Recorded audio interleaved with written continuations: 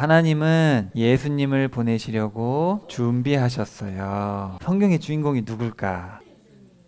어떻게 알았어? 이거 검정색인데. 우리 친구들이 생각하는 예수님은 어떤 분이에요? 빨간 때를 두른 분. 또 친구들이 생각하는 예수님, 우리 어른들이 생각하는 예수님은 어떤 분이죠? 딱 하면 예수님 하면 떠오르는 거. 겸손의 왕. 또 흰말 맞아요. 또 왕이신 것. 또 왕관 맞아요. 또 부자. 예수님 부자예요. 정말 맞는 대답이에요. 또 평화의 왕. 하나님의 아들. 대속자. 천국 맞아요. 각자가 이제 떠오르는 어떤 예수님에 대한 이미지가 있고 또 그게 틀린 게 아니라 다 맞아요. 근데 또 사람이 이런 게 있어요. 자기 상황에 맞게 또 예수님의 어떤 그런 것들을 마음에 평안이 없는 사람은 평안해. 예수님. 빨리 미래에 천국 가고 싶은 사람 천국. 그죠? 뭐 그런 거예요. 그런 게 있는데 자 보세요. 우리가 생각하는 예수님 맞죠? 우리가 흔히 생각하는 예수님 하면 이미지 딱 검색하면 저런 게 나와요. 저 왼쪽에 있는 저 끝에 있는 그림 되게 유명한 그림이죠. 미국의 상업 화가가 그린 그림인데 불티나게 팔려가지고 열심히 그렸어요. 이런 그림들이 있는데 우리가 예수님에 대해서 인지하는 경우 눈에 보이는 걸로 사람들이 인지를 많이 하죠. 보통 어떤 신앙생활도 그렇고 눈에 보이는 걸로 많이 인지를 합니다. 예수님의 머리가 왜 길까요? 잘생겼어요. 예수님이. 왜 그럴까요 여러분? 얼굴도 약간 이렇게 조각 스타일에다가 머리도 막 휘날리시고 코스염도 왜 그럴까? 예수님이니까 또 어른이니까 옛날 사람들이 다 그래서 보기에 좋아 보이니까 선망하는 대상이니까 저 예수님 그림 밑에 누가 있어요? 그리스 로마 신화 봤어요? 우리 어린 친구들? 그리스 로마 신화 보면은 막 신들이 어때요? 머리카락이 파마했죠. 맞아요. 파마했어요. 제우스가 누구죠? 바알에서 온 거잖아요. 근데 제우스에 보면은 머리가 어때요? 길고 풍성한데 파마했고 수염이 엄청나게 길죠. 옛날에 이 우상을 섬길 때 우상들이 삐쩍 말라가지고 볼품 없으면 되겠어 안 되겠어요? 그런 우상을 섬기고 싶어요? 우상을 사람들이 왜 섬겨요? 잘 살고 싶어서 섬기는 거잖아요. 저 신을 믿으면 우리 인간이 가질 수 없는 능력을 가질 수 있을 것 같고 잘 살 수 있을 것 같고 그러면 신들이 어떻게 해야 돼요? 인간보다 힘이 세야 되고 멋있어야 되잖아요. 그죠? 그러면은 섬길만 한데 빼짝 말라가지고 막 할아버지 이런 신한테 절해가지고 되겠어요? 안 되겠죠? 사실은 예수님상이 저렇게 된 거는 우상 숭배의 영향을 받은 거예요. 왜냐하면 옛날부터 이 고대 로마부터 시작해서 그 전에도 우리가 알고 있는 바벨탑을 쌓은 사람 누구예요? 니무롯상도 그렇고 니무롯도 거대하고 사자를 쥐고 있단 말이에요. 이렇게 힘세고 멋있고 그 당시 그리스 로마 신화에 보면 신들이 휘황찬란해요. 수염이나 머리털이 길어요. 멋있는 걸 상징하는 건데 이게 여기까지 온 거예요. 지금까지. 그래서 여러분이 생각하는 예수님의 이미지는 대부분 어때요? 이런 거예요. 막 멋있잖아요. 멋있고 진짜 신 같고 막 잘생겼고 그죠? 지팡이도 보세요. 지팡이 저 꼬부랑 지팡이 저 어디서 나왔어요 저거? 성경엔 저런 거 없어요. 성경에서 지팡이는 어때요? 올리브 나무에서 뿌리에서 나오는 걸 지팡이라고 그러고 옆에서 나오는 걸 뭐라 그래요? 막대기라고 그러잖아야 그런 지팡이를 들고 해야 되는데 항상 지팡이도 요런 거 꼬부랑 지팡이 들고 있잖아요. 그죠? 이런 게 다 세상 문화 또 좀 노골적으로 얘기하면 우상 숭배 있잖아요. 우상에 대한 어떤 신격화에서 온 것들이에요. 그래서 우리가 신앙을 눈으로 하면 좀 위험해요. 눈으로 하면 머리로 바로 인지가 되거든요. 자, 너를 위해서 어떤 모습으로나 어떤 신상이라는 말은 깎았다. 그러니까 쉽게 말하면 돌이나 나무를 깎은 거예요. 근데 예수님 당시에 머리카락이 길었을까 짧았을까 남자들이 짧았어요. 사도 바울이 남자들은 머리 기르지 말라 그랬잖아요. 남자 머리 다 짧았어요. 그때도. 여기 보면 너를 위해 어떤 모습이나 신상 깎아서 뭐를 만들지 마라. 왜 그랬을까? 거기에 갇히게 되죠. 여러분이 어릴 때부터 예수님의 이미지를 이런 걸 봤기 때문에 예수님 하면 이런 게 떠올라요. 봤기 때문에. 그렇죠? 안 봤으면 예수님 어떻게 알아요? 눈으로 안 봤으면. 들은 대로만 알겠죠. 들은 대로. 그렇죠? 너희가 나를 섬긴다고 하면서 무언가를 만들지 말라. 너희를 위해서 은신상 금신상을 만들지 말라. 근데 지금도 사람들은 뭐 하길 좋아해요? 눈에 보이는 걸 좋아한다. 눈에 보이는 거를. 그래서 학자들이 연구를 했어요. 갈릴리 호수 가가지고 땅을 파서 옛날에 죽은 사람 있잖아요. 그죠? 갈릴리 호수에 죽은 사람들 시체를 빼가지고 그거를 컴퓨터로 이렇게 해골을 이렇게 해가지고 복원을 했어요. 어떻게 생겼어요? 옛날 예수님 시대의 갈릴리 사람들은 저렇게 생긴 거예요. 여러분 이런 예수님 믿고 싶어요? 안 믿고 싶어요? 큰일 났네. 큰일 났어요. 너무 생소하죠. 근데 그쪽 사람들은 어디 백인이에요? 흑인이에요? 황인이에요? 황인이 황인. 셈족이 황인. 황인이고 거긴 털도 많아요. 근데 제우스 같은 그런 스타일은 아니죠. 성경에서 보는 예수님의 어떤 문화적 배경을 봤을 때 이런 사람에 가깝다. 당시 갈릴리 사람들이. 성경에 보세요. 들으세요. 샤마 듣고 따르세요. 이스라엘 여호와 우리 하나님은 한 분이시고 여호와 그대 하나님을 사랑하도록 하십시오. 마음과 정성과 힘을 다해. 여기 마음이란 말은 심장이에요. 원래 그 뜻이 심장이라는 뜻이에요. 심장과 네페시라는 말은 영혼육 할 때 그 혼이거든요. 생명을 뜻하는 거예요. 혼, 생명. 너의 심장과 생명과 힘을 다해서 말씀을 잘 듣고 하나님의 명령하는 말씀들을 어디에 새겨요? 이 심장에 새기라는 거예요. 심장에, 마음에. 알겠죠? 보통 눈으로 보면 심장으로 안 가고 어디로 가요? 머리로 가서 여기 입력이 되는 거야. 아, 예수님 저런 사람이구나. 근데 잘 듣다 보면은 앞에 보이는 게 없으니까 곱씹어 봐야 돼. 이렇게, 그죠? 생각을 해봐야 된단 말이에요. 그렇게 어떻게 해야 돼요? 이 말씀들을 그대 아들과 딸에게 거듭 일러 주십시오. 집에 있든지 길을 가든지 누워 있든지 항상 그렇게 말씀을 듣고 해야 된다. 자, 그래서 내가 생각하는 예수님을 믿으면 안 되고 어떻게 해야 돼요? 말씀이 전하는 예수님, 말씀을 잘 들어야 돼요. 제가 이 얘기를 왜 하냐면은 우리가 이제 다음 주부터 2026년부터 우리가 이제 마태복음을 배울 텐데 이제 예수님에 대해서 배울 겁니다. 중요하겠어요? 안 중요하겠어요? 성경의 주인공이죠. 역사의 주인공이죠. 여러분의 주인이잖아요. 여러분이 섬겨야 될 분, 여러분이 귀를 기울여야 될 분은 딱 한 분, 예수님이시거든요. 그 예수님에 대해서 배워야 되는데 지금 그럼 내가 생각해왔던 예수님에 대해서 만약에 성경과 다르면 어떻게 해야 돼요? 과감하게 버려야 돼요. 버릴 수 있는 용기가 있어야 돼요. 아, 내가 지금 수십 년을 믿어왔는데 그게 바뀌나? 그렇게 생각하면 못 바꿔요. 바꿔야 돼요. 성경대로 믿어야 돼요. 말씀이 전하는 예수님을 믿어야 된다. 아시겠죠? 네, 이거 너무 중요합니다. 왜냐하면 열심히 믿었는데 천국 갔더니 네가 나를 잘못 믿었네. 미안하다 야. 그럼 어떻게 돼요? 끔찍하잖아요. 80년 동안 열심히 믿었는데 알고 봤더니 잘못 믿고 있었어. 성경 좀 보지 그랬니? 설교 좀 제대로 듣지 그랬니?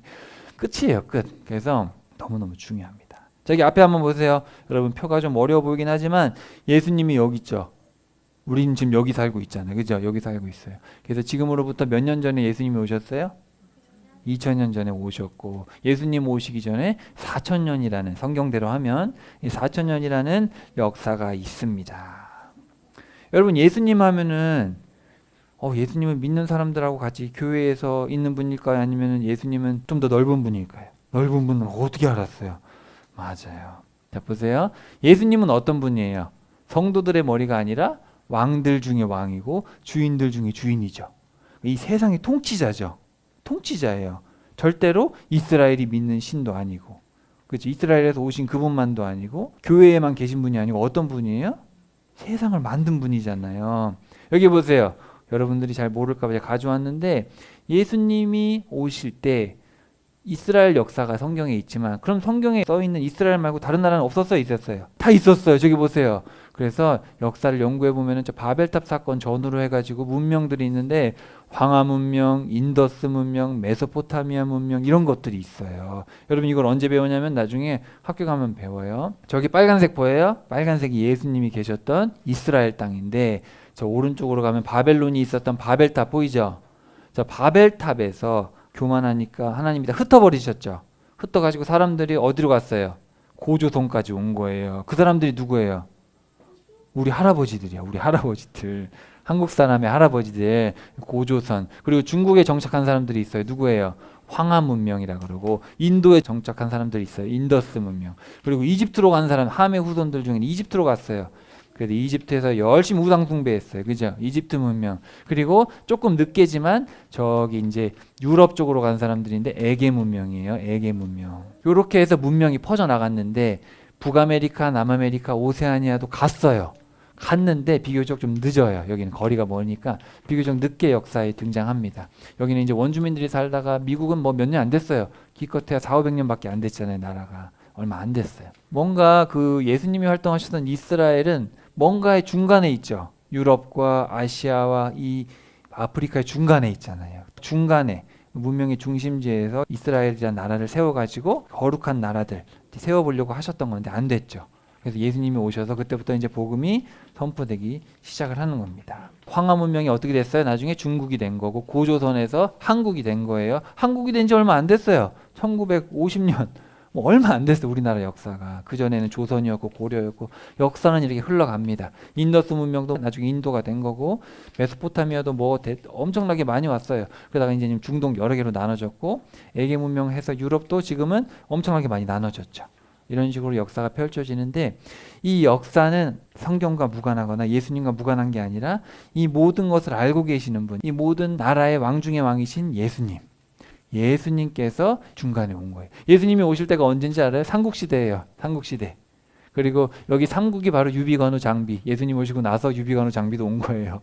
네, 역사가 그렇습니다. 이렇게 우리나라 고구려, 백제, 신라가 싸울 때 예수님 오신 거예요. 근데 우리가 역사를 성경 따로 배우고 이거 따로 배우기 때문에 헷갈리잖아요. 잘 몰라요. 근데 이렇게 예수님은 이 모든 역사에서 등장하셔가지고 이 모든 나라의 왕이 되시기 위해서 온 건데 아직도 모르는 사람들이 많은 거죠. 왕으로 오셨는데 자 그래서 이 모든 역사, 이 모든 땅, 이 모든 것은 다 누구의 손에 있는 거예요. 사실은 왕 대신 예수님의 손에 있는 거예요. 항상 생각을 해야 돼요.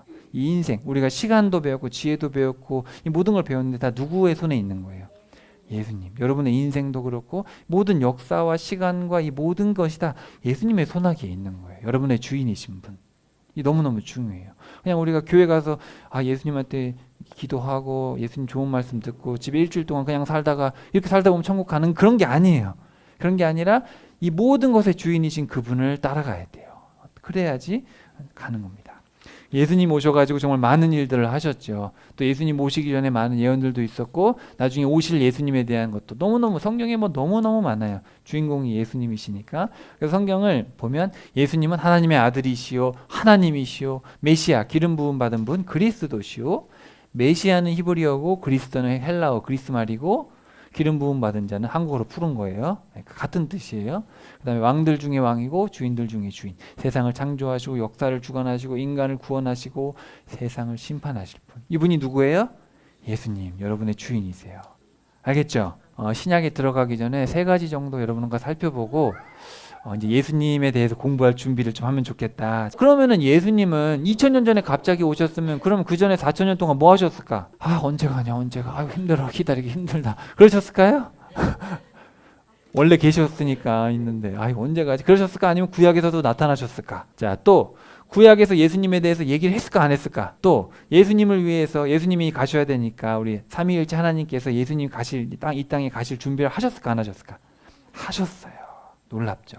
이런 것들을 빠르게 살펴보겠습니다. 구약에 보면 이런 표현이 있어요. 여호와의 사자, 하나님의 사자. 요 사자라는 말은 말라크라는 말이에요. 말라크. 자, 이 사자라는 말은 이 아니고 뭐예요? 심부름을 하는 사람, 천사라고 번역할 수 있어요. 천사도 사실은 심부름꾼이에요. 그냥 심부름꾼. 우리가 천사 하면 날개 달려서 막 날아다니는 걸 생각하는데 성경에 보면 날개 달린 거는 세라핌하고 케루빔이고 그냥 예수님 동행했던 사람들은 그냥 사람으로 왔어요.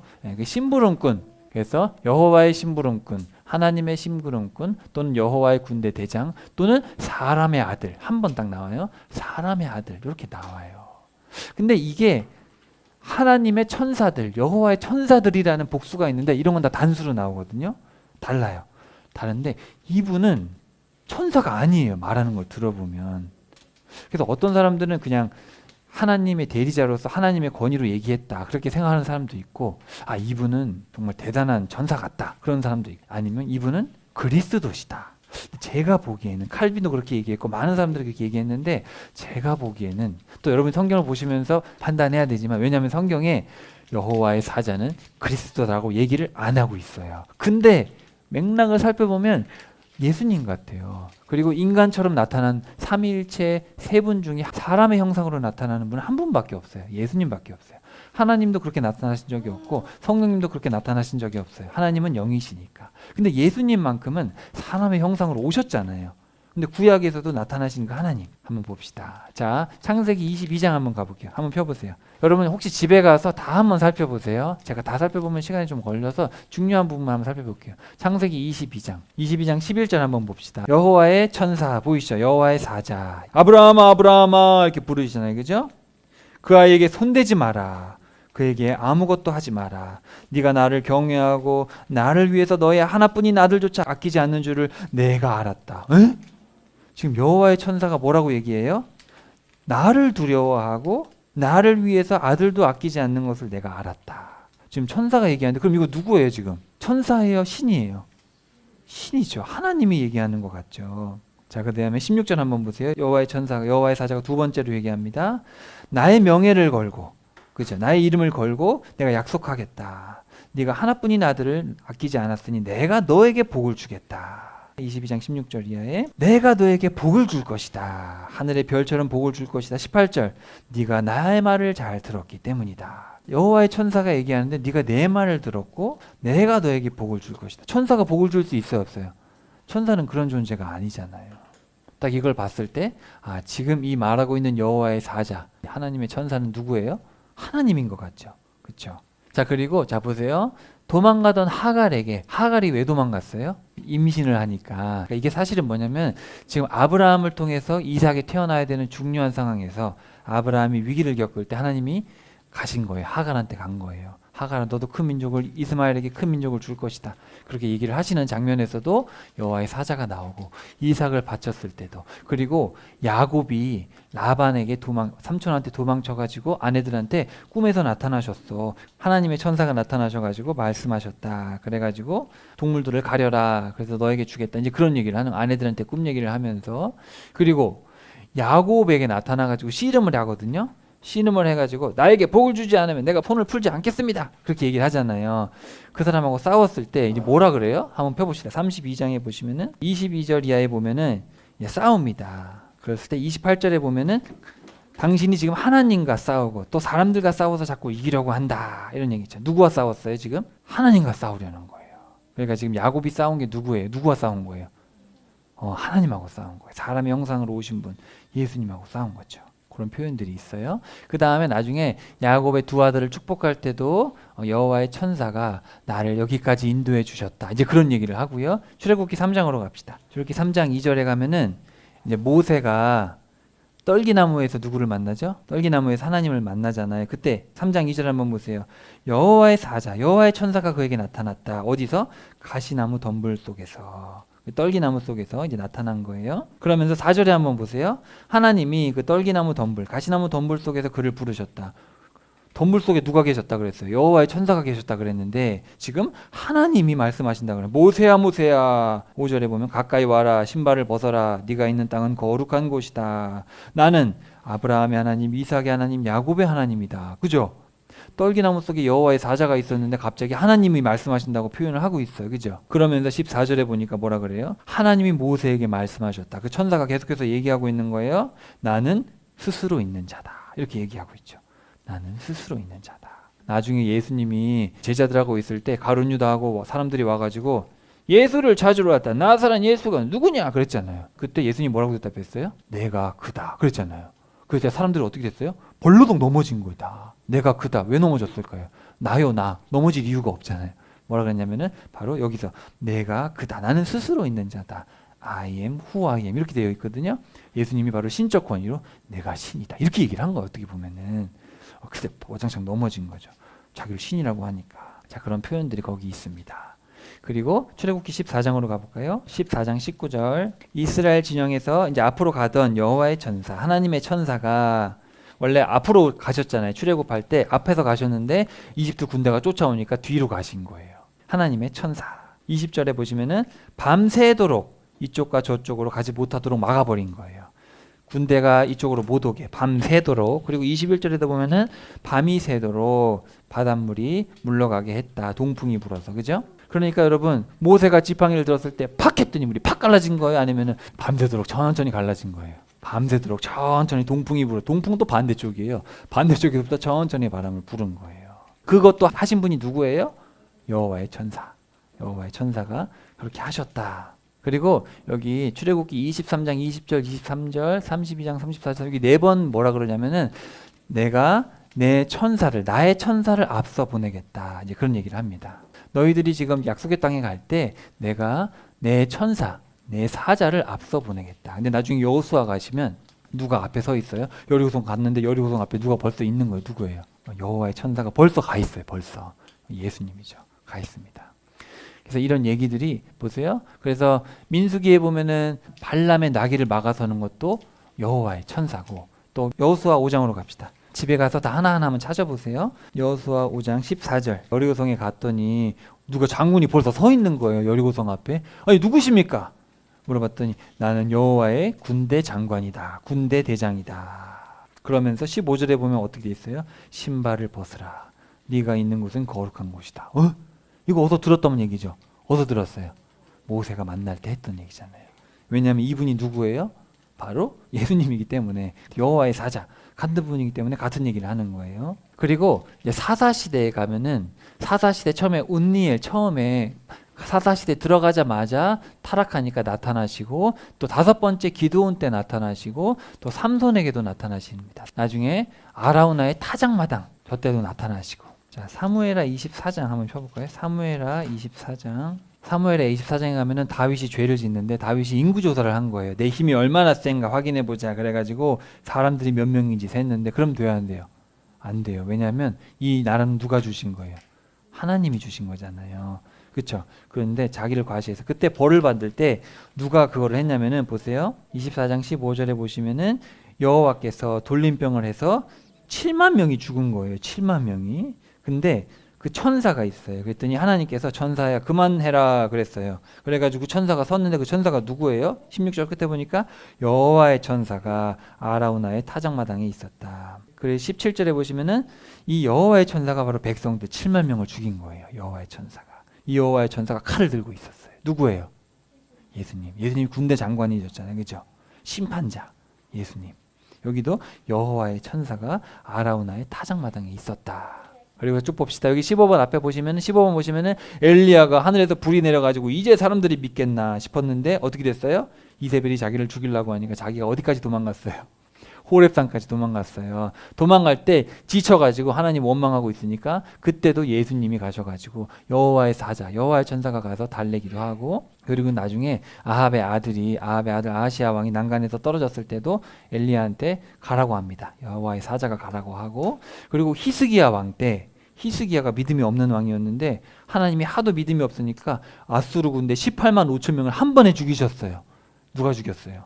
여호와의 사자가 죽인 거예요. 여호와의 사자가 다 써 있어요. 그리고 나중에 보겠지만 다니엘이 환상 중에서 다니엘 7장에 보면은 환상 중에 사람의 아들이 하나님께로 가가지고 거기서 전 세계를 통치하는 어떤 자리가 이제 위임을 받는 장면이 있는데 그때 사람의 아들 같은 분이 올라간대요. 누구예요?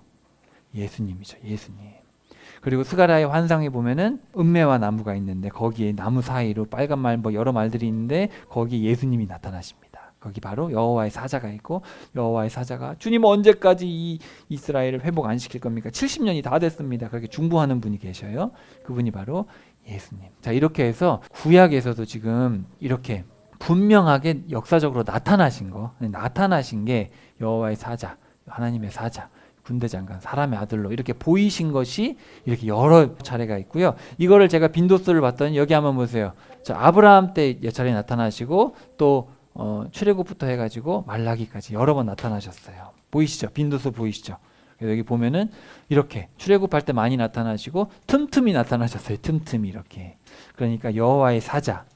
제가 제 입으로 그리스도다라고 얘기하기는 어려워요. 왜냐하면 성경에 말은 안 하지만. 그러니까 우리가 여러 장면을 봤을 때 이분은 예수님이 맞다. 성자 예수님이시고 예수님께서 이렇게 구약 시대에서도 틈틈이 아주 중요한 순간들마다 나타나셔서 하나님의 일을 하셨다. 좀 이해가 되십니까? 어떻게 보면 인간이 다 말로 설명하기 어려운 부분일 수도 있을 것 같고 신비의 부분인데 예수님이 오셔가지고 그러시죠. 십자가를 이제 져야 되는 상황에서 아버지의 뜻에 순종하겠습니다. 그러면서 보면은 내 뜻으로 하는 게 아니라 아버지의 뜻대로 하는 것이다. 그런 표현을 많이 쓰시고 그리고 또 성령님 같은 경우도 성령님의 임의로 하지 않으시고 예수님이 하신 말씀을 가지고 그러니까 이 삼위일체 하나님이 이 세 분인데 어떻게 낮은 분이 높은 분을 섬기냐. 그렇게 따지면 예수님이 종속되는 거 아니냐. 근데 이게 좀 신비인데 다 세 분 다 하나님이시죠.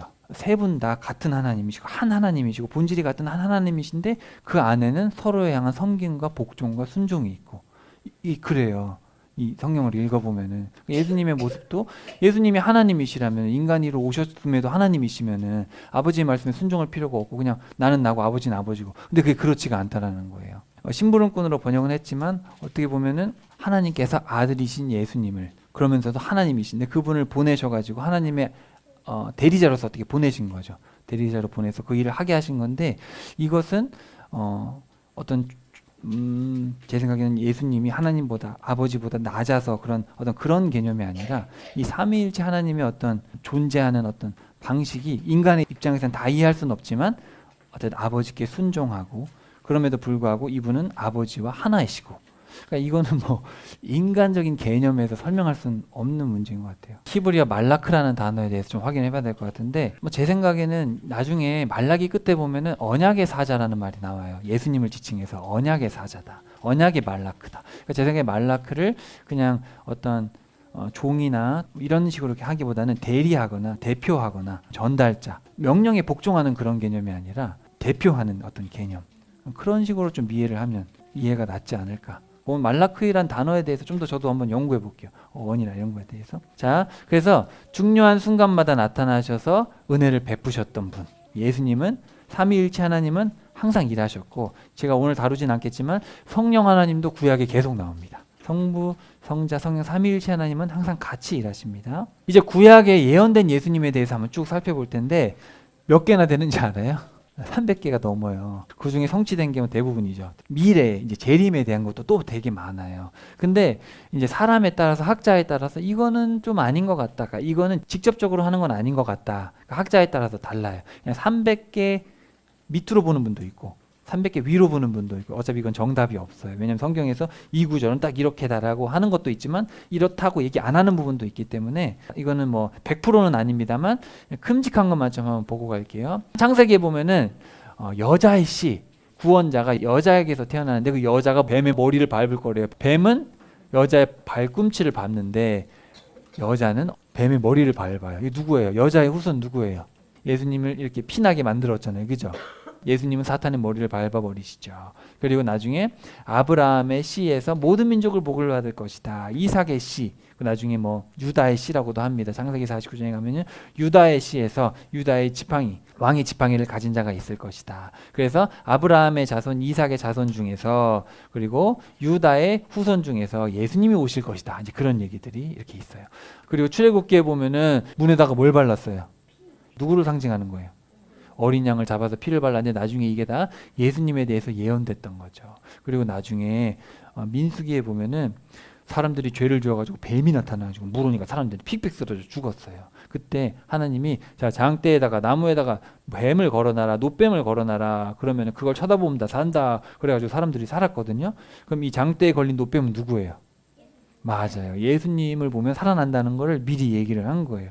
이렇게 많은 얘기들이 있어요. 그리고 신명기에 보면은 나무에 달린다는 저주를 받았다. 그랬는데 나무에 누가 달렸어요? 예수님이 달린 거예요. 예수님이 누구 때문에 저주를 받으셨어요? 우리가 받을 저주를 대신 받으셨죠. 그리고 나중에 다윗이 아유 하나님 나는 궁전에 사는데 우리 하나님은 천막에 살고 있는 내가 주님에 대해서 집을 지어드리고 싶은데 어유 마음이 갸륵하다. 그래가지고 내가 네 집을 세워주겠다. 그 다윗의 집이 바로 예수님이죠. 예수님을 세우시겠다. 시편 2편에 보면 너는 내 아들이라 내가 너를 낳았도다. 여러분한테 하는 얘기가 아니고 누구예요? 예수님에 대한 얘기예요. 너는 내 아들이라 그 노래 아시죠? 우리를 향해서 부르는데 그러면 안 돼요. 그게 아닌데 자꾸 자기를 생각하고 내가 아들이라고 부르셨네. 그 다음에 골고다에서 나의 하나님 어찌하여 나를 버리셨나이까. 다윗이 이렇게 고백했는데 사실 이게 누구에 대한 거예요? 예수님에 대한 거였고 나중에 다윗이 그렇게 얘기를 했어요. 사람들이 내 옷을 가지고 제비 뽑고 나를 힘들게 합니다. 그런데 사실은 누구 옷을 가지고 제비 뽑았어요? 예수님 옷을 가지고 제비 주사위 던져가지고 누가 가질까 그랬단 말이에요. 나는 선한 목자다. 나는 너희들을 위해서 무거운 짐을 지고 가고 있다. 그러면서 거짓 증인들이 그분을 대적합니다. 거짓말하는 사람들 가지고 예수님이 나쁜 말을 했어요. 막 그렇게 거짓말을 하는 거예요. 여기 보세요. 지금 저기 있는 거는 구약이고 여기에 있는 건 다 뭐예요? 신약이에요. 신약. 그러니까 4,000년 동안 하셨던 말씀들이 그 100년 안에 다 이루어진 거예요. 이게 말이 돼요? 안 돼요? 4,000년 동안 수백 명이 했던 얘기가 어떻게 단 한 사람 예수님에 대해서 이루어지겠어요. 그죠? 그리고 그 빵을 받은 친구가 배신을 할 거예요. 이렇게 얘기를 한 거예요. 시편에서. 그랬더니 나중에 예수님의 빵을 누가 받았어요? 가룟 유다가 예수님의 빵을 받고 마귀가 들어가가지고 배신을 했단 말이에요. 그리고 형제들에게 외면을 당할 것이다. 그랬는데 나중에 예수님의 형제들이 와가지고 형은 미쳤어. 형은 미쳤어. 그랬단 말이에요. 예수님 동생들이 있었거든요. 안 믿었어요. 그리고 나중에 다윗의 씨에서 왕이 영원할 것이다. 그래가지고 예수님이 태어나시잖아요, 그죠? 그리고 멜기세덱의 반열에 대제사장이 오실 것이다. 건축자들이 돌멩이를 버렸는데 그 돌이 바로 건물에서 제일 중요한 머릿돌이 될 것이다. 이제 그런 얘기를 한 거예요, 이렇게, 그죠? 그 예수님이 된 거고. 그리고 처녀가 아기를 낳을 것이다. 결혼도 안 했는데 아기를 낳게 될 건데 그 이름을 임마누엘이라 할 것이다. 하나님이 우리와 함께 하신다. 근데 나중에 누가 태어났어요? 마리아가 결혼도 안 했는데 성령님이 아기를 주셔가지고 태어났잖아요. 그래서 예수님. 그리고 그분은 갈릴리에서 사역을 하실 것이고, 갈릴리가 어두운 곳이에요. 갈릴리가 저 북쪽에 아주 나쁜 곳으로 사람들이 생각했는데 거기에 빛이 될 것이다. 그랬더니 예수님이 갈릴리에서 사역을 하신 거예요. 나사렛 사람이라 불릴 것이다. 예수님은 구원이라고 불릴 것이다. 아기 이름이 뭐예요? 예수님. 예수님의 이름의 뜻이 뭐예요? 여호와께서 구원하신다. 구원자. 그리고 메시아는 기초돌이 되실 것이다. 상한 갈대와 꺼져가는 심지를 끄지 않으실 거예요. 이사야가 얘기했어요. 우리가 다 상한 갈대 같잖아요. 우리가 연약한데 꺾지 않으시고 맹인의 눈을 뜨게 하실 거다. 예수님이 오셔가지고 누구의 눈을 뜨게 하셨어요? 맹인의 눈을 뜨게 한 거예요. 태어날 때부터 앞이 안 보이는 사람 눈이 뜰 수 있어요, 없어요? 안 되잖아요. 근데 그런 예언을 했어. 예수님 오시기 700년 전에 했는데 예수님이 오셔서 눈을 뜨게 한 거예요. 처음과 끝이 되신 분이다. 예수님이 오셔가지고 자기가 처음과 나중이라시잖아요. 열방의 빛이 되실 것이다. 평화의 좋은 소식을 가져올 것이다. 사람들은 믿지 않을 것이고, 자 여기 보세요. 203번 보면 이사야 53장에 보면은 우리가 보기에 아름다운 게 없으실 것이다. 그래서 이사야에 보면은 예수님은 외모가 너무 볼품이 없다는 거예요. 우리가 생각하는 금발머리에 근육질에 이런 콧대 뾰족한 예수님이 아니라 저게 메시아라고 삐쩍 말라가지고 얼굴 까무잡잡해가지고 내가 그리스도다 이렇게 얘기를 했는데 아무도 안 믿은 거예요. 너무 볼품이 없어가지고. 만약에 근육질의 남자가 머리 휘날리면서 내가 그리스도다 그럼 사람들이 오 그럴 수 있잖아요. 근데 삐쩍 말른 까무잡잡한 외모도 왜소하고 거기다 깡촌 나사렛에서 왔대요. 나는 뉴욕에서 왔다 막 이러면은 막 멋있는데 저 깡촌에서 아무도 모르는데 와가지고 내가 메시아다. 믿겠어요 안 믿겠어요? 우리가 보기에는 아름다움이 전혀 없는 거예요. 채찍질을 맞으시고 모든 사람의 죄를 지시고 이게 다 700년 전에 얘기했는데 700년 후에 어떤 볼품없는 사람이 나타나가지고 다 이렇게 한 거예요. 우리를 위해서 희생 제물이 되실 분이고 우리를 위해서 중보자가 되실 분이고 다윗의 후손으로 오시고 그분은 참 목자가 되시고 하늘에 오르실 것이고 미가가 얘기했죠. 베들레헴에서 태어나실 것이고 스가랴가 얘기했어요. 나귀 새끼를 타고 오시고 모퉁이의 기초돌이 되실 것이고 은 30의 배신을 당하시고 못 박히실 것이고 갑작스럽게 또 성문을 방문하실 겁니다. 뭐 이런 얘기들이 다 성경에 써 있어요. 이런 얘기들이 4,000년 동안에 300여 차례에 걸쳐서 이렇게 많은 말들이 있었어요. 이걸 써 있는데 이 성경책을 가지고 있었는데 예수님이 오셨는데 예수님이 성경에 써 있는 그대로 하는데 사람들이 믿었어요? 안 믿었어요? 안 믿었어요. 나중에 성령님이 그 마음에 들어가고 나니까 4,000년 동안 구약 내내 써였던 300몇 가지의 말씀들이 한 분을 통해 이루어졌네? 이럴 수가. 이분이 예수님 우리의 구세주셨구나. 그제야 알게 된 거예요. 근데 지금도 이거를 설명해 줘도 몰라 사람들이. 성령님이 마음에 깨닫게 해주시는 사람만 알게 됩니다. 또 한 가지는 보면은 절기들이 있어요. 너희들 양피를 문에 발랐을 때 6월절을 지키고 7일 동안 무교병을 먹어라. 그 다음에 무교절 중에 안식일 다음날 초실절이 되면은 절기를 지켜라. 그리고 이제 50일 지나가지고 오순절을 지키고 그 다음에 7월이 되면은 나팔절, 7월 10일에 대속죄일, 장막절을 지켜라. 이렇게 해가지고 7가지 절기가 있잖아요. 그렇죠? 이 절기가 이스라엘의 구원의 역사랑도 연결되고 또 농사와도 연결이 되는 거예요. 근데 이게 또 누구랑 연결돼요? 바로 예수님하고 연결이 되는 거예요. 어린 양의 피를 발랐는데 그 어린 양이 누구예요? 예수님의 피를 발라가지고 7일간 무교병을 먹으면서 이제 초실절을 지켰는데 바로 무덤에 계셨다가 부활하신 거예요. 초실절에 부활하셨단 말이에요. 첫 열매, 그 첫 열매 때 부활하신 거예요. 부활의 첫 열매. 이 모든 세상 사람들이 나중에 부활할 건데 그 제일 먼저 부활한 분이 계셔요. 바로 누구예요? 나사로는 다시 죽었어요. 나중에. 그건 하나의 예표고 나중에 실제로 이제 영원한 부활하신 건 예수님이죠. 그 다음에 오순절에 성령 강림하시고 이제 나팔절. 그래서 예수님이 나팔절에 부활할 거다 이제 그렇게 주장하는 학자도 있습니다. 어쨌든 재림하시고 영원히 우리의 죄를 속죄하시고 천년왕국 때 스가랴도 보면은 초막절을 지키러 올 것이다. 이제 그런 얘기가 있죠. 자, 그래서 초막절이 장막절이에요. 자, 이렇게 해서 예수님에 대해서 이렇게 다 예언이 되어 있어요. 너무 놀랍지 않아요? 솔직히 누가 이런 걸 개발하려고 그래도 개발할 수가 없어요.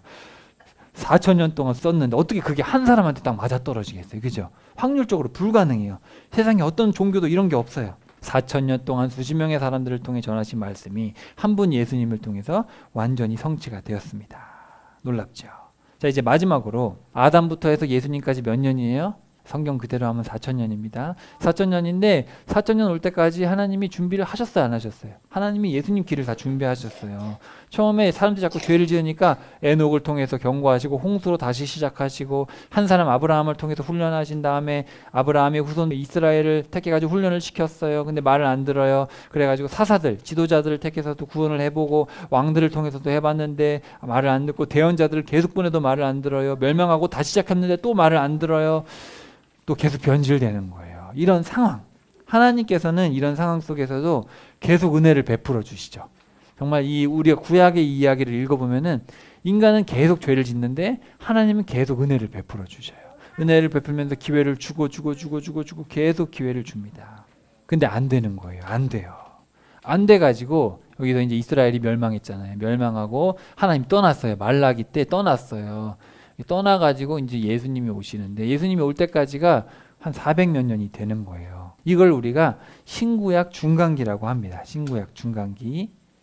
그럼 그 400년 동안 아무것도 안 하셨을까? 준비하셨을까? 그때도 삼위일체 하나님은 준비하시죠. 근데 이 기간 동안에 우리가 무슨 일이 있었는지 성경에 기록이 있어요, 없어요? 사실은 있어요. 다니엘서에 보면 다 있어요. 우리 다니엘서 기억나세요? 다니엘서 2장에 금신상 나오고 7장에 짐승들 나오고 요 얘기를 하고 있어요. 그 다음에 8장에 가면은 순념소와 순양 기억나요? 그 다음에 9장으로 가면은 490년이 걸릴 것이다. 그런 얘기가 나와 있고 다니엘 11장에 가면은 150년 동안 싸우게 된다. 그리고 스가랴서 9장에도 잠깐 나와 있어요. 요거 잠깐 한번 살펴볼게요. 그러니까 우리가 신구약 중간기가 자꾸 없다 그러는데 있어요, 없어요? 사실은 성경에 있어요. 머리는 금이고 은이고 동이고 철이고 철과 진흙이고, 그죠?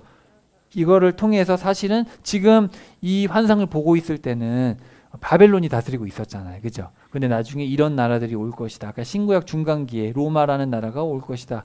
말씀을 하신 거죠? 말씀하셨어요. 그리고 나중에 네 짐승이 있어요. 사자 누구예요? 바벨론. 곰 누구예요? 페르시아. 그 다음에 표범 누구예요? 날개가 4개나 달려서 엄청 빨라. 누구예요? 알렉산더 대왕이잖아요. 그리고 저 어마어마한 짐승은 누구예요? 로마잖아요. 신구약 중간기에 이런 일들이 있을 거다. 말씀을 하셨어요, 다. 그렇죠? 이걸 보여주시고 나서 하나님을 만났어요. 여기 보세요. 예적부터 계신 분 하나님이 있는데 여기 밑에 바퀴들이 있죠. 바퀴들이 있고 그 위에 하나님이 앉아 계시잖아요. 사람의 아들 같은 분 누구예요?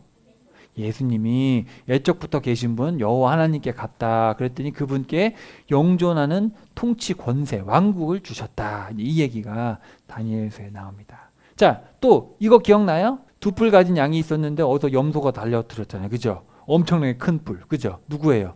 페르시아라는 나라가 있었죠. 뿔이 2개잖아요, 그죠? 바로 메데 페르시아잖아요. 페르시아가 저쪽으로 이제 공격을 하러 갔는데 저쪽에서 누가 날라온 거예요?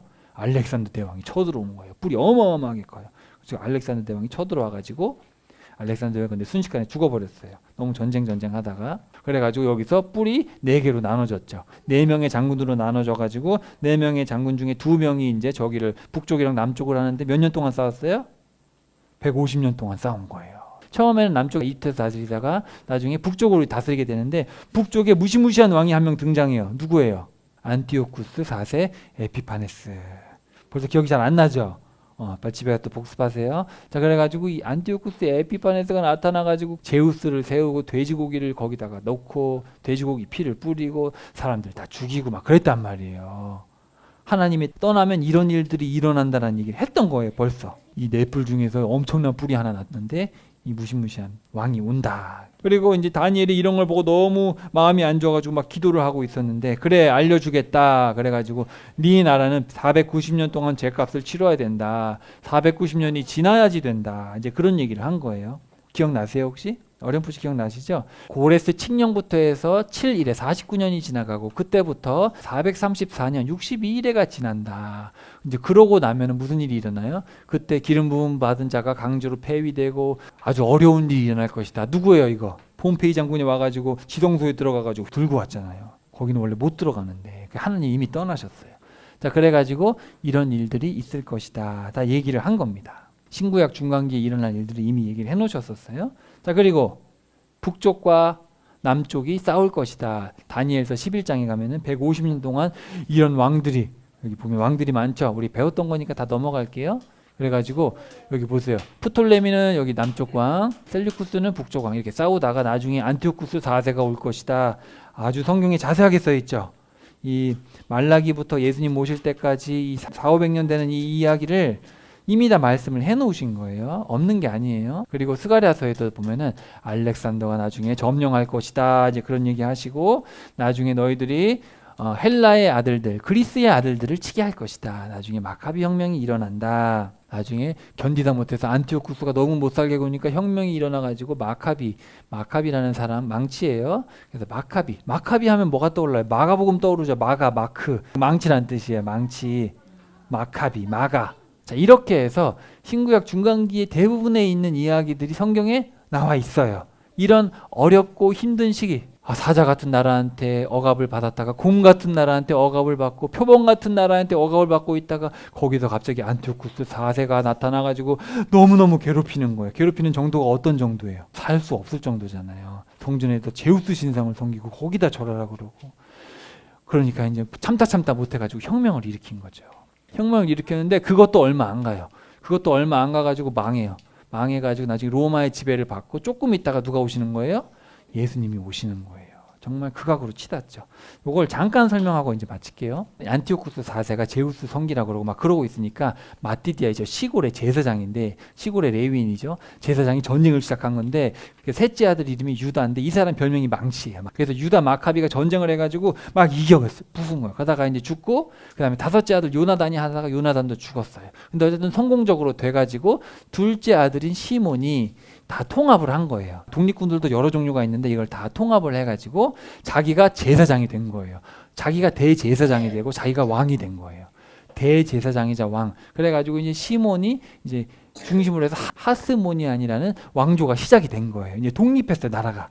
그 전까지는 그리스의 지배를 받고 있었잖아요. 그러다가 이제 독립을 한 거예요. 그래서 유다라는 나라를 재건을 한 거예요. 그래가지고 이제 그의 아들 요한 힐카누스라는 사람이 다스렸는데, 그때 이제 사람들이 나눠진 거예요. 바리새파와 사두개파가 나눠졌는데, 사두개파는 누구냐면은 원래부터 돈이 많은 사람들 있죠. 원래 기득권들, 원래 제사장 가문의 사람들, 사독이 제사장이었잖아요. 그러니까 사독. 원래 혈통적으로 제사장이었던 돈 많은 사람들이고, 바리새파는 아니다, 이제 우리가 이제 독립을 했으니까 우리가 이제는 정말 거룩하게 구별돼야 된다 그래가지고 율법을 막 중요하게 생각했던 사람들이었어요. 그리고 이 요한 힐카누스가 에돔을 정복했는데, 에돔을 정복할 때 누굴 데려왔냐면은 안티파터라는 헤롯을 데려온 거예요. 헤롯을. 이 사람이 이두메 출신인데 이제 유대교 개종을 시켰겠죠, 강제로. 어쨌든 신하가 됐어. 근데 이 사람이 나중에 유대를 다스리게 되는 그 사람이에요, 헤롯.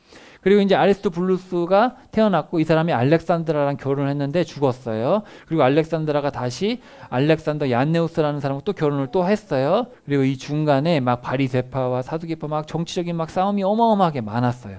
그러다가 알렉산드라와 얀네우스 사이에 두 사람이 태어나는데, 장남이 힐카누스인데 장남이 먼저 대제사장이 된 거예요. 근데 동생이 가만두지 않아요. 동생이 형을 쫓아버렸어요.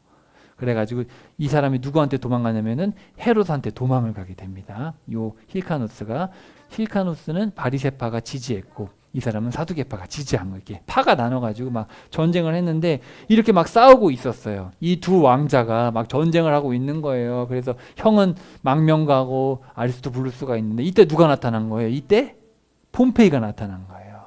저 폼페이가 이제 동쪽, 로마의 동쪽을 지배하려고 이제 정복 전쟁을 왔는데 유대가 시끄러운 거예요.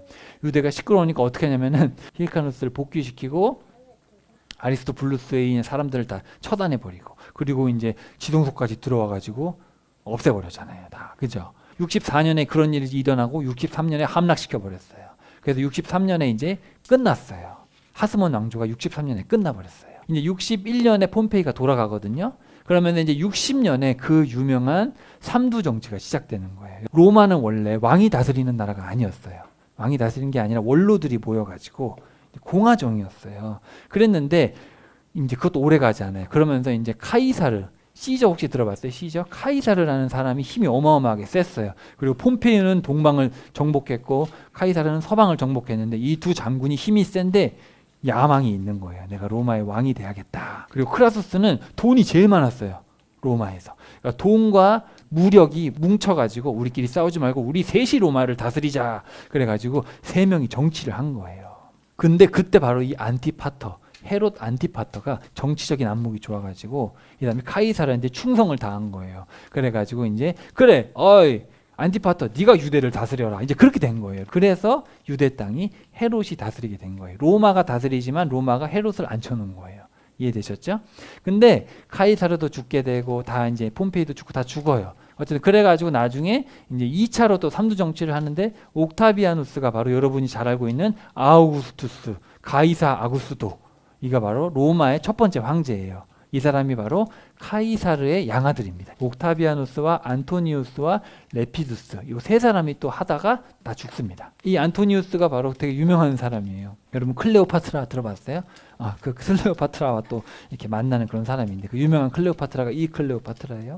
어쨌든 그랬는데 이제 이 안티파터는 암살당하고 그의 아들 헤롯, 이 헤롯이 바로 아기 예수님을 죽이려고 했던 헤롯 대왕입니다. 안티파터의 아들 헤롯 대왕.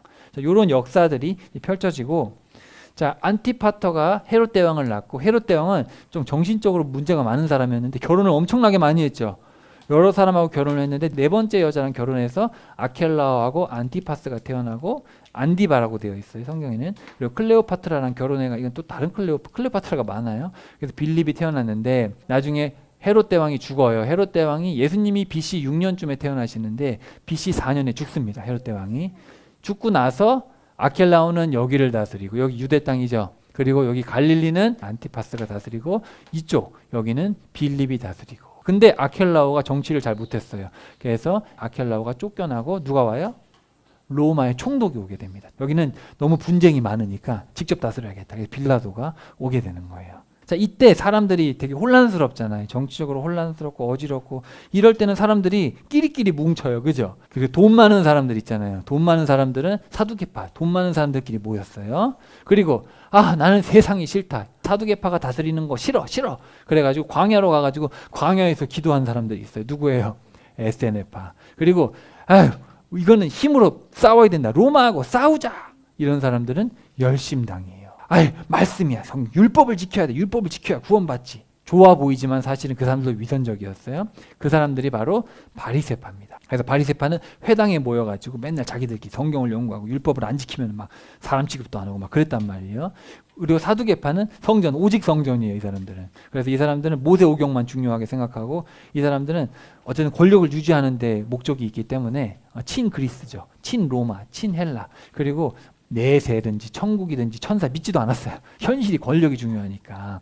그렇지만 바리새인들은 그런 것도 다 믿었죠. 바리새인들은 어쨌든 성경을 믿고 율법서로. 근데 너무 율법을 가지고 율법주의로 가버렸어요. 그게 문제입니다. 자, 이런 여러 가지 사람들이 막 등장을 한 거예요. 그리고 외경이라는 게 있어요. 외경. 성경 66권 말고 말라기부터 예수님이 오시기 전까지 그 기간 동안에 많은 책들이 또 쓰여 있어요. 여기 보세요. 솔로몬의 지혜, 전도서, 이건 이제 다른 전도서, 시락서예요. 그다음에 토비트, 유딧, 에스드라가 에스라예요. 그리고 마카비 전쟁에 대한 책이고, 또 바룩, 예레미야의 글을 써준 바룩이 쓴 거고, 예레미야의 편지, 에스더, 다니엘서 뒷부분에 붙어 있는 책 벨과 뱀, 뭐 그런 것도 있어요. 희한하죠. 벨과 용이라는 책, 용. 요런 책도 있고, 므낫세의 기도, 요런 책도 있는데, 이거는 성경에 못 들어갔어요. 왜 못 들어갔냐면, 이 책을 읽어보면은 딱 읽어보면 알아요. 이건 성경하고 좀 다르다. 이거는 그냥 사람이 쓴 책 같다. 그런 느낌이 확 들어요. 왜냐하면 되게 신화적인 내용도 많고, 또 역사적으로 틀린 내용도 많고, 좀 그냥 동화 같은 얘기들이 많아요. 그리고 이런 얘기들은 실제로 성경에 들어가 있지 않았는데, 카톨릭은 갑자기 1546년, 지금부터 500년 전에 갑자기 성경책이라고, 1500년 동안 성경이 아니었는데 갑자기 성경책이라고 성경을 넣어버렸어요. 카톨릭에서는. 왜냐하면 카톨릭에서는 교황이 마음대로 성경을 정할 수 있거든요. 그래서 갑자기 카톨릭에 가면은 성경이 66권이 아니라 갑자기 늘어났어요. 인터넷에 가면 다 읽어볼 수 있어요. 공동 번역이 뭐냐면은 개신교하고 카톨릭하고 같이 번역했어요. 그래서 여러분이 인터넷에 공동 번역 읽기 치면은 나오는데 거기다 읽어볼 수 있어요. 근데 읽어보시면 아시겠지만 이거는 확실히 성경이 되긴 어렵겠다. 읽어보시면 압니다. 근데 읽으면 절대 안 되냐? 그렇지 않아요. 읽어보세요. 유익한 점도 있어요. 당시 어떤 문화라든지 신구약 중간기의 내용들을 파악할 수가 있어요. 그래서 여러분이 권위를 두실 필요는 없지만 읽어봐도 문제될 거 없습니다. 그리고 위경이라는 게 또 있어요. 이거는 그냥 읽어보면 이건 가짜예요. 이건 성경을 가지고 소설을 쓴 거예요. 이런 책들이 있더라. 그래서 신구약 중간기에 이런 책들이 있었다. 예수님이 오실 때 상황이 어떠냐면은 정치적으로 너무 무분별한 거예요. 사람들이 로마가 다스리는데 막 이 사람 저 사람 막 바리새파 사두개파 너무 정신없죠. 너무 안정이 안 돼요. 그러니까 누가 이걸 좀 구원해 줬으면 좋겠다 우리를. 그리고 너 뭐가 진짜인지 모르겠다. 광야로 가야 되냐, 싸워야 되냐, 아니면 율법이라는데, 아니면 성전이라는데 도대체 뭘 해야 되냐, 회당 가야 되냐, 성전 가야 되냐, 그죠? 정신 없어요. 근데 하나님이 예수님이 오셔야 되니까 준비를 해놨어요. 전쟁통에 예수님이 오시면은 무슨 지금 전쟁통에 정신없는데 무슨 예수님 말씀을 듣겠어, 그잖아요, 그죠? 전쟁 피신 가기 바쁘니까. 근데 예수님이 오시기 전에 아우구스투스 황제가 됐잖아요. 예수님 오시기 몇 년 전, 30년 전밖에 안 돼요. 그때 갑자기 황제가 돼가지고 로마가 다스리는 전 세계가 평안해졌어요. 평안해졌고, 그리고 언어가 헬라어로 다 통일이 됐어요. 다 그리스어를 쓰는 거예요. 로마가 통일했는데 로마 말보다는 그리스 문명이 워낙 뛰어나니까 그리스어로 통일이 됐고, 그때 아스팔트가 없었는데 로마가 길을 얼마나 잘 닦아놨는지 전 세계 로마가 길을 닦아놓은 거예요. 이렇게 전쟁해야 되니까. 그럼 보세요. 평화롭죠. 언어가 통일됐죠. 교통이 이렇게 편하죠. 그럼 뭐가 좋아요? 예수님의 복음이 선포되기가 너무 좋은 거예요. 교통이 안 좋으면 예수님의 지금부터 스마트폰이 있는 것도 아니고. 그래서 이렇게 예수님이 이런 것들을 다 준비해 놓으셨어요. 마음적으로도 예수님을 받아들일 수 있도록 준비를 해 놓으시고, 시대적으로도 예수님의 이 좋은 소식이 전파될 수 있게 다 준비를 해 놓으신 거예요. 그래서 갈라디아에서 보면은 때가 찼다. 하나님이 자신의 아들을 보내셨다. 다 준비해 놓고 보내셨다라는 거예요. 그래서 오늘 우리가 구약에 나타나셨던 예수님, 구약에서 예언되셨던 예수님, 그리고 구약에서 다 준비되어 있었던 그 예수님의 길, 이런 것들을 우리가 한번 살펴보면서 예수님이 그저 그냥 신약에 갑자기 구약 내내 안 계시다가 오신 게 아니라 신구약 내내 예수님의 이야기를 하고 있고, 예수님은 온 세계가 다 기다리고 준비됐던 그 메시아가 맞구나, 이런 확신을 가지고 우리가 살아야 됩니다. 다음 주부터 우리 예수님 공부해야 되는데 열심히 해야겠어요? 대충 해야겠어요? 정말 열심히 해야겠죠. 예수님에 대해서 알기에 힘을 써야 됩니다. 도마가 뭐라 그랬어요? 나의 주님이시오 나의 하나님이십니다. 여러분들 확실히 알아야 됩니다. 하나님은 예수님을 우리의 주인이시고 기름 부음 받은 구원자로 그리스도로 삼으셨습니다. 예수 그리스도께서는 어제나 오늘이나 똑같은 분이십니다. 영원토록 그러하십니다. 따라해 봅시다. 하나님은 예수님을 보내시려고 준비하셨어요. 그래서 여러분, 예수님을 아는 자만이 구원을 받아요. 오직 예수님을 통해서만이 구원을 받을 수 있습니다.